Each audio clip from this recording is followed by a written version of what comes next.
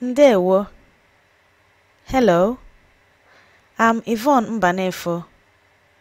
Abum Yvonne Mbanefo. This is another one of our Igbo words of the day. Today's Igbo word is Ọkpa. Ọkpa means cock. Learn how to say it by repeating after me. Ọkpa. Ọkpa. Ọkpa. You can only learn how to say it by practicing. As usual, we're going to look at some examples of sentences using the word Ọkpa.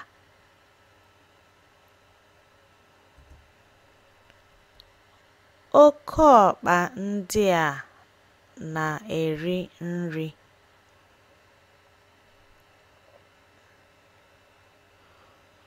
Ọkpa ndị a na-eri nri.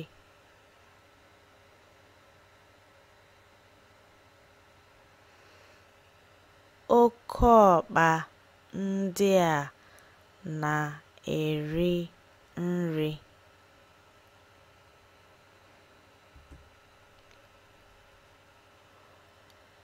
Ọkpa a dị ọcha.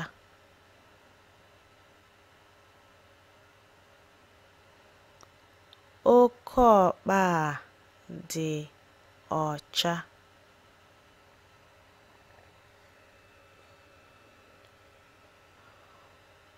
Ọkpa a dị ọcha.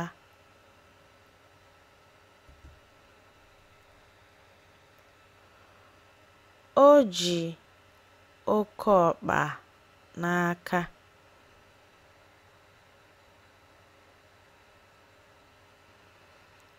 O ji ọkpa n'aka.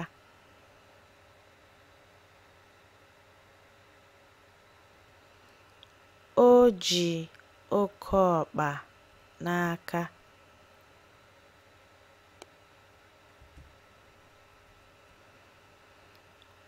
Ọkpa a na-agagharị.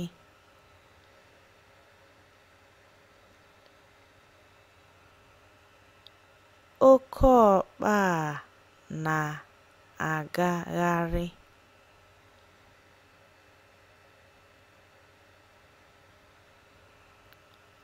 Ọkpa a na-agagharị.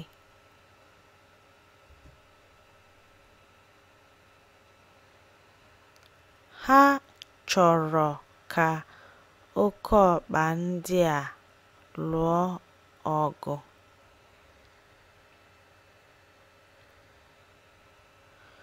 Ha chọrọ ka ọkpa ndị a lụọ ọgụ.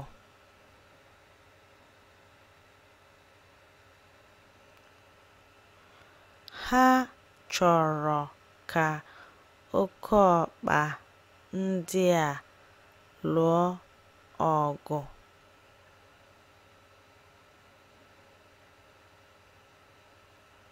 And again, ha chọrọ ka ọkpa ndị a lụọ ọgụ.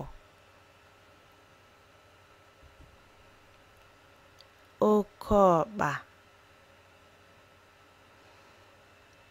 Ọkpa.